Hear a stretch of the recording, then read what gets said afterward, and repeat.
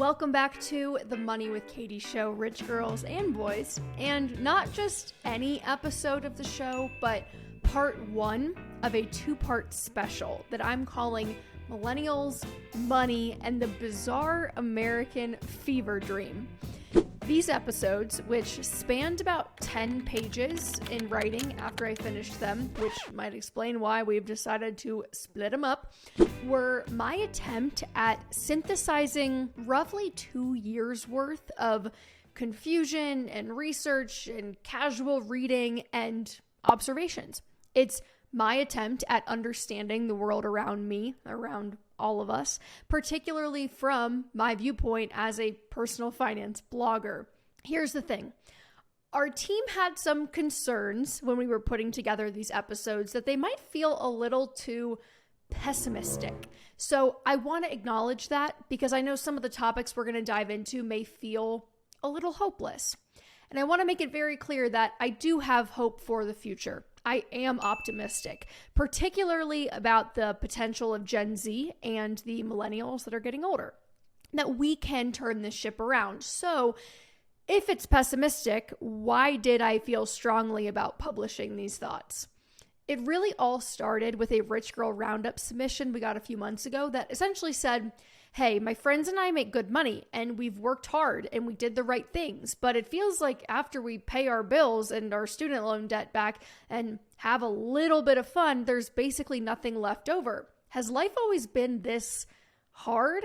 Are we doing something wrong, or is this just normal? Now, the question rattled around my head for a few days. I remember feeling the same way in my early 20s, and to some extent, I think we can chalk up some of that feeling to just that, being in your early 20s. But there's another part of this puzzle, a part of this puzzle specific to this generation that I really wanted to explore. This is part one, and part two will go live next week. I have two great interviews for you, one with Gabby Dunn of Bad with Money fame, and another with Malcom Harris, the author of a book cited quite a bit throughout this episode and the next, called Kids These Days, The Making of Millennials. Without further ado, here we go.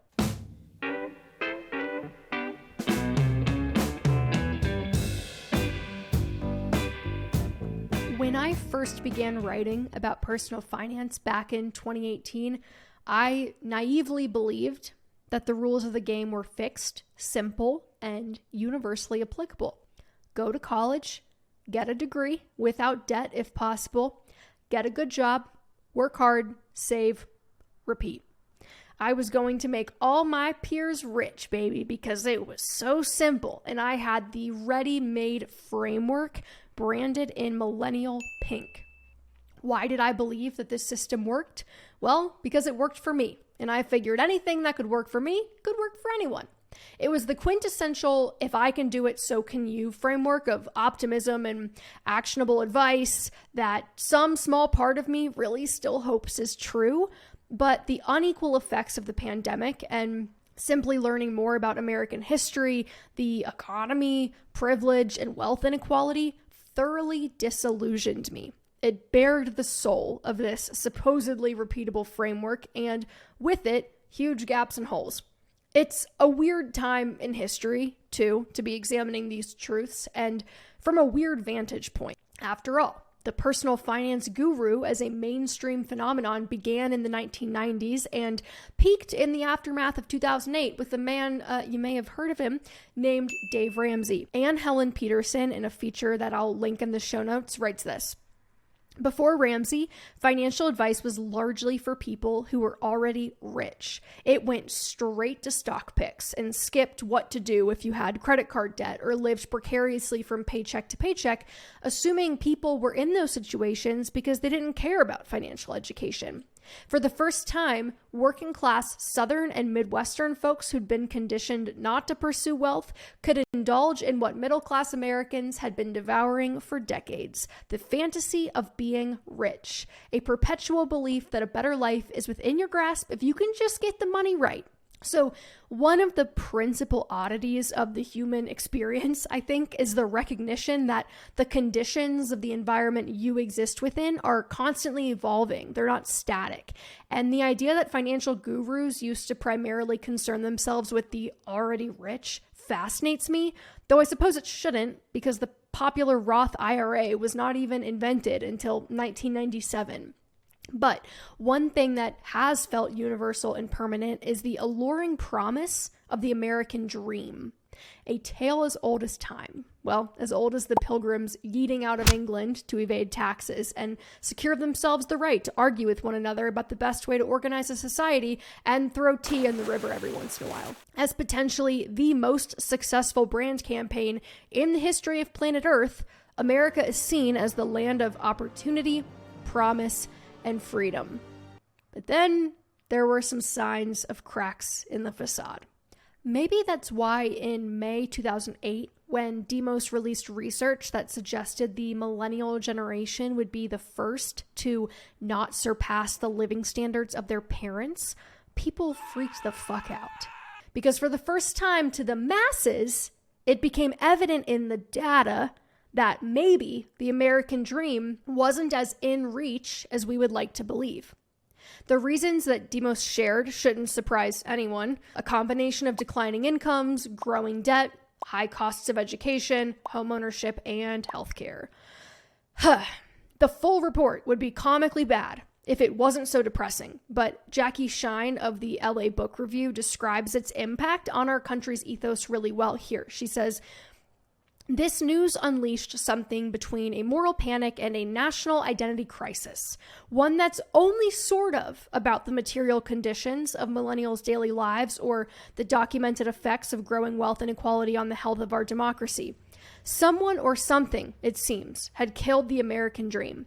The idea not only that hard work will be rewarded with social mobility and economic prosperity, but also that justly earned wealth will grow exponentially across generations. Still, as a millennial myself, it was hard not to waver between taking the data at face value and wondering if every generation is presented with its own unique challenges. Maybe millennials were just the unlucky recipients of a convoluted collection of systems and realities that have combined and recombined into a kaleidoscopic, tangly shitstorm. But there are a few systems that created American millennials. To understand the unique circumstances that kicked off this generation's bumpy late capitalist ride through life, take a look at the childhood and education that crafted the millennial generation, as Malcom Harris, also today's guest, does in his book, Kids These Days. This is a quote.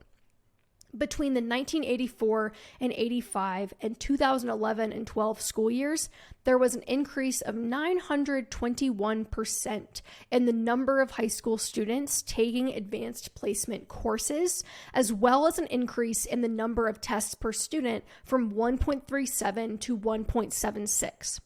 While you might expect that such an expansion would have a negative effect on scores, the percentage of students scoring in the top marks of 4 or 5 on their tests stayed constant. So, what does this mean? It means modern-day high schoolers are studying more advanced material, and more in general, likely in an attempt to give themselves a leg up on the competition, each other, and live up to the implicit promise of the purpose of education. That if you study hard and get good grades and then get into a good college and then get more good grades and then work a few unpaid internships, then you'll get a good job and you'll be able to live a good life, all with increasing urgency. The borderline collusive part, of course, is how the universities and companies seem to conspire together to keep this promise afloat and just unattainable enough that it benefits everyone except the students themselves. Here's another quote. In a job market where a letter of recommendation and a line on a resume seem so valuable, we millennials have shown ourselves willing to trade the only things we've got on hand, our time, skills, and energy. Many schools offer credit for internships, treating them as if they had the educational value of a course. What this three-party relationship means is that students are paying their colleges and working for companies, and in return, both will confirm for anyone who asks that the student indeed paid for the credits and performed the labor. Which is just, I don't know how to feel. But of course, most of us aren't paying the schools. We're taking money from the government to pay the schools. And as a result, Richard Fry of the Pew Research Center found while studying households with heads younger than 40 in the year 2014 that the median net worth of those who were college educated without student debt was 7 times greater than the median net worth of those with student debt. It was $64,700 and $8,700 respectively. Perhaps more shocking, young people who were not college educated and therefore had no student debt had a higher median net worth than those who were college educated with student debt, which was $10,900 and $8,700 respectively. I think the obvious caveat to make here is that while this particular cohort of indebted students at this particular point in time, people under 40, has a lower net worth than their uneducated counterparts, the hope is that their lifetime earning potential will outpace their uneducated peers, narrowing the gap until eventually surpassing them. That's the value proposition offered when the 18-year-old signs on the dotted line to take out a mortgage-sized amount of debt anyway. In the midst of all the heated debates of forgive student debt because it's predatory and pay for the consequences of your decisions, you entitled piece of shit, in hellacious Facebook comment sections everywhere, it's easy to forget that student lending has been hugely profitable for the U.S. government. The Department of Education expects to reap $18.99 in profit on every $100 in loans originated in 2014. You multiply that by $140 billion, and we are talking over $25 billion in projected profit off the 2014 cohort alone. Since student debt isn't dischargeable in bankruptcy the same way that all other debt is, and you can't exactly foreclose on your own human capital and give it back to the bank, it's pretty much impossible to default on student debt. Even someone who attempts to stop paying can simply have their wages garnished by the feds. And honestly, I think that would be all well and good if the jobs available to college graduates today were highly paid enough to warrant all of the debt. After all, most millennials took out debt under the assumption that the asset we were buying, higher education, would pay enough in dividends later to justify the massive liability. And usually this is the point at which someone says something like, well, those millennials should have taken out less debt and worked through college. Don't worry, they did. In 1960, 25% of full-time college students ages of 16 to 24 worked while enrolled. And in the 2010s, more than 70% of enrolled undergrads are working. 20% are employed full-time year-round. Among those working part-time, which is roughly half of students, half of them work more than 20 hours a week, finds Sarah Goldrick-Rab in her book, Paying the Price. This means that nearly 3 times as many college students work throughout their college education as was common in the 60s, likely in an effort to both pay down some of their loans and to prepare themselves, the human capital, for the working world in the pursuit of wages high enough to make all of the trouble worth it.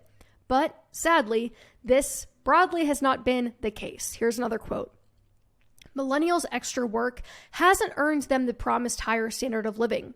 By every metric, this generation is the most educated in American history, yet millennials are worse off economically than their parents, grandparents, and even great-grandparents. Every authority from moms to presidents told millennials to accumulate as much human capital as we could, and we did, but the market hasn't held up its side of the bargain. Today's episode of the Money with Katie show is sponsored by Sakara. I feel my best when I'm eating quality, tasty, and healthy food, but that's not always easy to balance during the work week, which is why I like Sakara. Sakara's mission is to transform lives through the power of plant-rich nutrition, giving you the tools to be in the driver's seat of your own health. Their high-quality meals and wellness essentials are delivered ready to eat right to your door and designed to boost your energy and metabolism, yes please, support gut health, and more. And right now, Sakara is offering our listeners 20% off their first order when they go to sakara.com/money or enter money at checkout.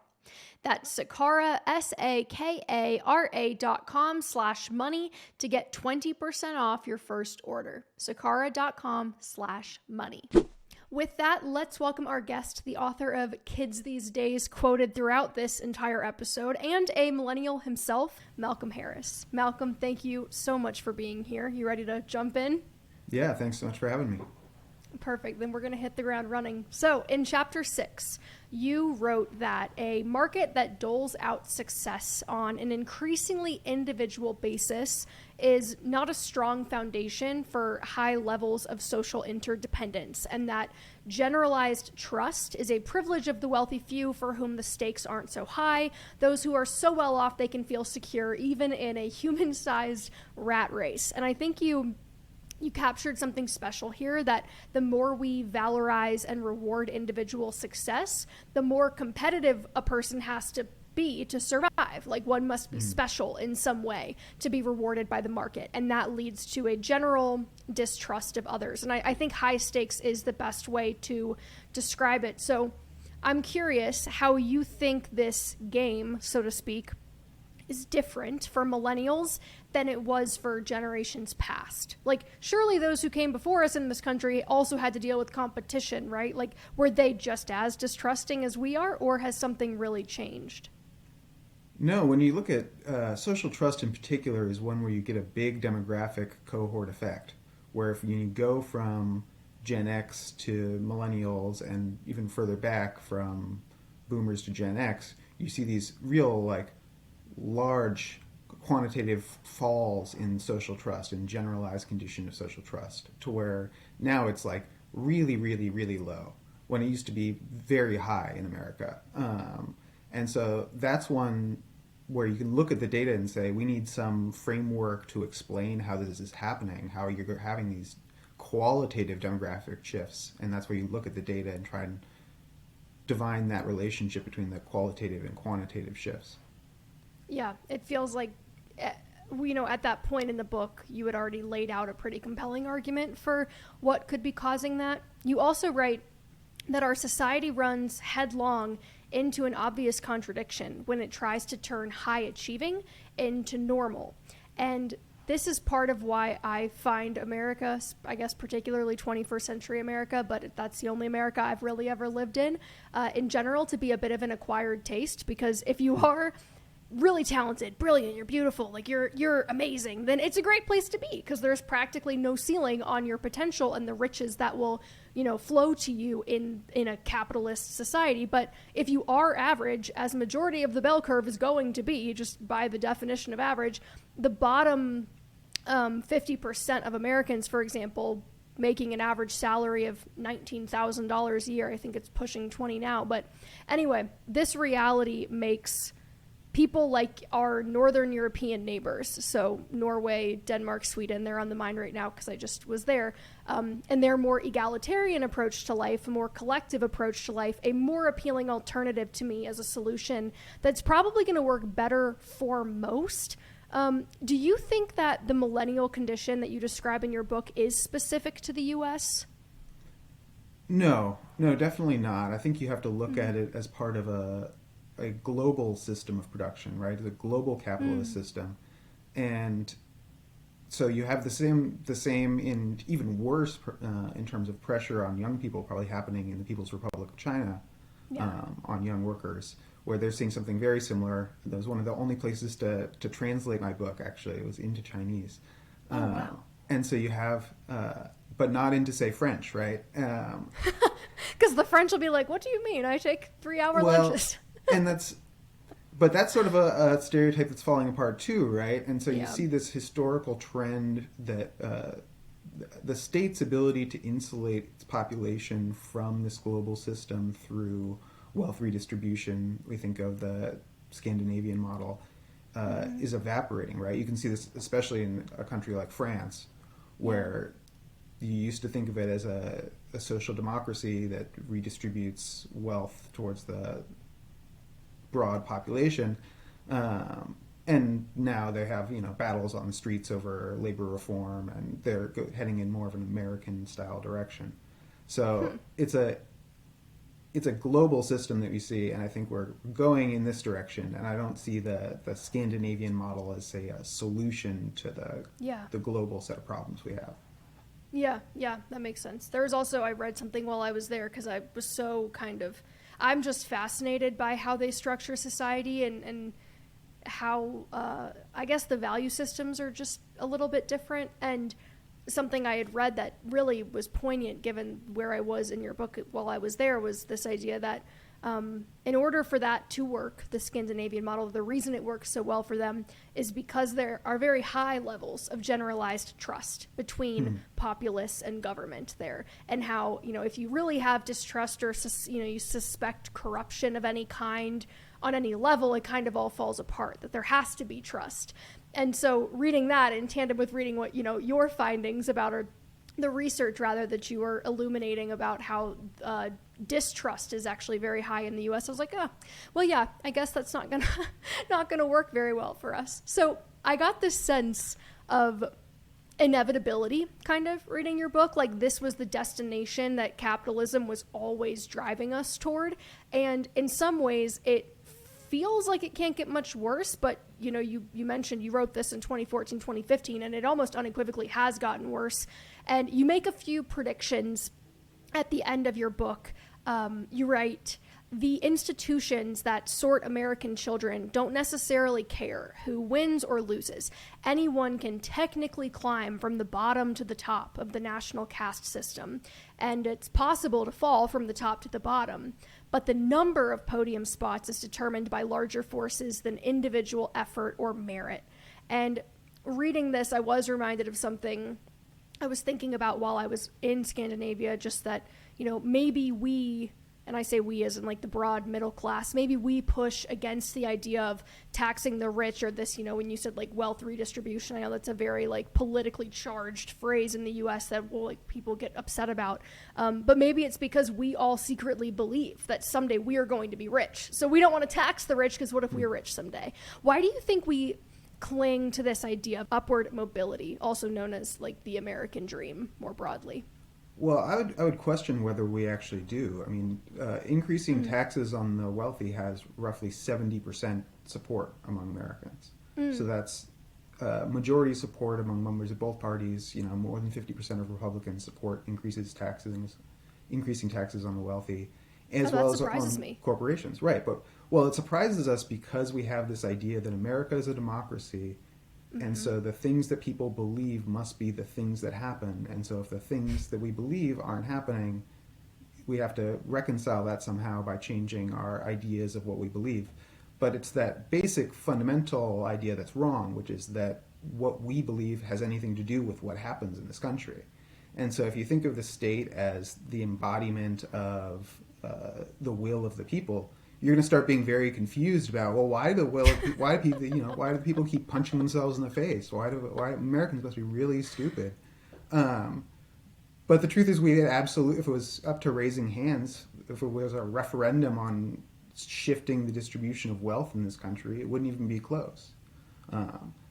It's when you start to understand the state, and the American state in particular, as a committee to manage the affairs of the ruling class, that it all starts to make much more sense. And so Nancy Pelosi doesn't want to raise taxes on the rich, because Nancy Pelosi is ludicrously rich, and so does everyone she cares about.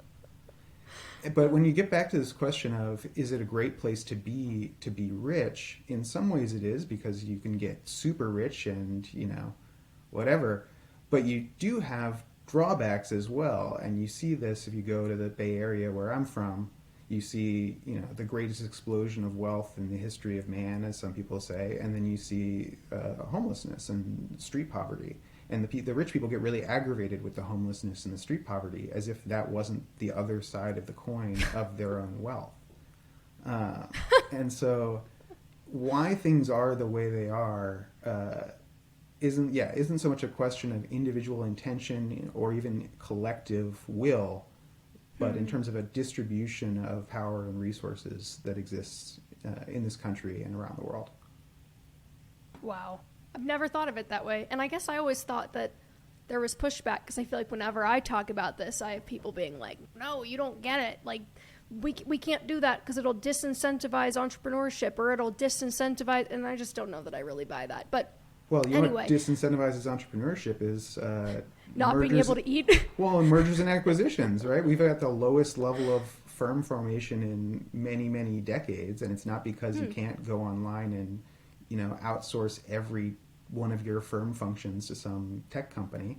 It's because the market is so glutted and it's with these oligopolies that new people can't get established businesses. So the idea, the way that it's framed by the people who benefit from the current system has almost nothing to do with what's actually happening. And that they put it on our psychology is the easiest way for them to get out of responsibility for the actual state of things. Mic drop. Wow.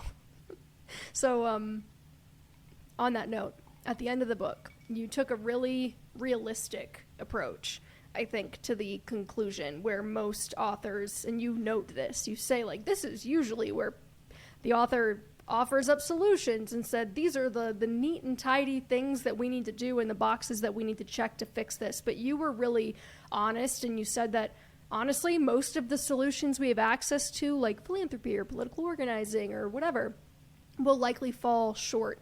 And I'm curious at this point in time, now that it has been, 6 or 7 years, if you have any more clarity on like what you think the best way forward is. Like, do we totally throw out the rule book that worked for our parents? Do we cling to it even more strongly? Is it something else entirely? How do we kind of contend with the way things are? Yeah, I mean, it's obviously gotten much, much worse since I wrote the book. So I think insofar as my predictions were pessimistic, they've come true. Insofar as I made any optimistic predictions, they probably haven't come true. Maybe some. Things are getting much worse, and I definitely maintain that we're not going to vote our way out of it. That's becoming increasingly obvious. We're not going to philanthropy our way out of it. Ridiculous. We're not going to volunteer our way out of it, and we're not going to consume our way out of it, even if we're going to be consuming, green cars instead of coal cars or whatever, gas cars. So I think that conclusion was true, and so you look at now, how do we organize for something different? And I think we're going to be looking at more and more radical action. And I think there's going to be attacks on fossil fuel infrastructure, are going to become more normal within our society. Street conflicts between political factions has already grown.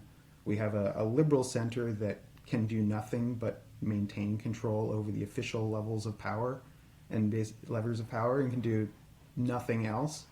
So I think people need to, get out, get with people they agree with, and start thinking about how they're going to take history into their own hands, what that's going to look like. Malcolm, thank you so much for being here. Thanks so much for having me. Okay, so clearly this doesn't sound intensely optimistic. The irony, of course, is the solutions that I can offer you, and the solutions I often try to offer you, are all individual solutions. How to navigate the financial world around you and the rules of the game, if you will. But I do want to end on a positive note, because there is one distinct wealth building advantage that today's young people have that their predecessors did not: financial technology. Our parents and grandparents may have been able to afford homes at 23, but they were not able to invest in the stock market using their pocket computer with $10 and an internet connection. Investing in the stock market, arguably the most relentless wealth building machine of all time, has never been easier, cheaper, or faster than it is today. So, while there are myriad factors we've discussed already and will continue to discuss next week, I believe the most impactful thing you can do on an individual level to improve your financial standing is to take advantage of the fintech revolution and invest as much as you can, as early as you can. I appreciate you bearing with me through what might have felt like a bit of a narrative beatdown, but I also on some level hope that it provides some level of solidarity and maybe even an explanation if you feel like your adult life is in some ways harder or more precarious than you expected it to be. So next week in part 2, we will explore a few more things where personal finance advice comes into play, privilege as a somewhat uniquely American concept, the promise of the American dream, and the foundationally millennial concept of scamming. Rich Girl Roundup! Yeah! Love it! Welcome back to Rich Girl Roundup. As a reminder, we will take listener questions about every month, so I'll put out a call for questions on Instagram. Follow Money with Katie if not already, and we will pick one that feels interesting and widely applicable, and we'll answer it. So as a reminder, I'm not a licensed financial professional, neither is Sam here. This is not financial advice. This is just what would Katie do in your situation. This segment is brought to you by Betterment, giving you the tools, inspiration, and support that you need to become a better investor. Here is this week's question from Becky. Hey Katie, I'm Becky calling into Rich Girl Nation from Detroit, Michigan. Can you share more info on how you personally structure your asset allocation? Do you do a simple 3-fund portfolio, or do you also mix in other asset classes like small cap, emerging markets, value indexes, and REITs? If so, what percentages do you use for each? Also, do you prefer to use a super low cost investing company like Vanguard or robo-advisor like Betterment with slightly higher fees? Looking forward to your feedback. Thanks. I am happy to, Becky. However, this question does force me to admit that I actually am not sure what my overall allocation breakdown is across my entire portfolio. Go figure. The last that I checked was in fall 2021, but as you pointed out, I do have money in a lot of different places. So it was a fairly manual process to assess each account and how much money was allocated towards certain categories across the entire portfolio. So to answer your question about the companies I use, Vanguard, Betterment, M1 Finance, Empower / Mass Mutual, it's my 401k provider, TD Ameritrade, that's my HSA investment provider, and Fundrise. I know that is a smattering, so I will break down why I like and don't like each one. So Vanguard is a tried and true platform. The UX UI is horrible though, so I don't tend to interact with those accounts very often. In fact, I have moved most of my money out of that platform to buy Vanguard funds somewhere else because it was just too difficult to navigate it. It made it too complicated. I do still have a solo 401k there because the more new age firms don't offer those. Betterment would be my robo-advisor pick. I have used Wealthfront in the past and I like them, but Betterment's investing philosophy has a value tilt, which I fundamentally agree with. It basically attempts to buy underpriced segments of the market to increase your returns. And I find that they've done an exceptional job of naming their account types in such a way that they're better for beginners, more intuitive, who may not know how to go about investing for medium-term goals.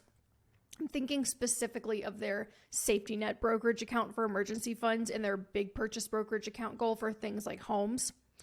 M1 Finance is a newer player on the scene, but I like them because there are no fees and you can build pies, which are basically just asset allocation decisions that you can make up front, and then M1 Finance will invest your cash according to the assignment that you give it. So it's a little more hands-on than something like Betterment because there's no guidance about what level of risk is appropriate for you. But it's less hands-on than Vanguard because you can choose a pre-built portfolio rather than having to pick individual securities yourself. The others I noted were for specialty reasons like Fundrise for real estate or Mass Mutual for a 401k, so I won't spend too much time there. When it comes to my asset allocation, though, I have different allocations set up in different accounts depending on what is available and when I anticipate needing them. Like in my 401k, the options are slimmer. So I invest 90% in a Vanguard target date fund and the other 10% in small cap. That's what's known as the 2 funds for life strategy from Paul Merriman and Chris Peterson, who we've had on the show before.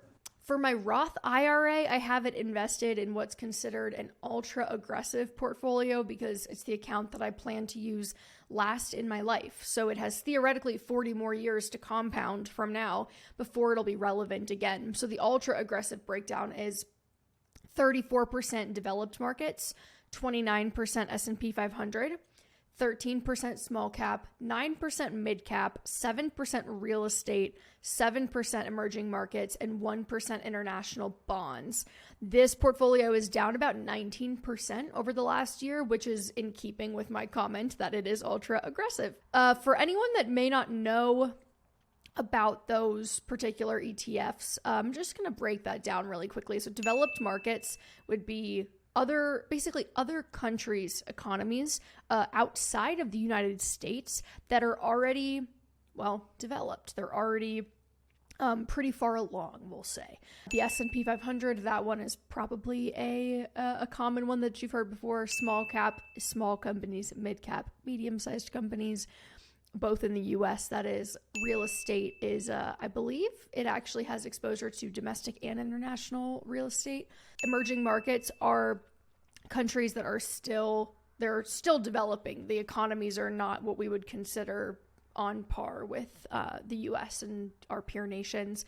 And then international bonds, so other countries' governments. Now, my rollover IRA that contains 3 previous 401ks is invested similarly, but a little bit differently, different percentages here. So we've got 17% small cap, 17% small cap value, 17% total stock market, 17% like Vanguard value ETF. So again, a value focus, 16% real estate, 16% developed markets. So it's more evenly split. That portfolio is down 12% over the last year, probably because it is so small cap and value heavy, both of which have been doing well recently for a change. My taxable brokerage account, which is the account I've been actively funding this year apart from my 401k, is invested slightly more conservatively than the Roth IRA, but not by much. It's 45% total stock market, 20% small cap value, 15% Russell 1000 growth, 5% mid cap, 5% developed markets, 5% real estate. This one is down about 11% over the last year.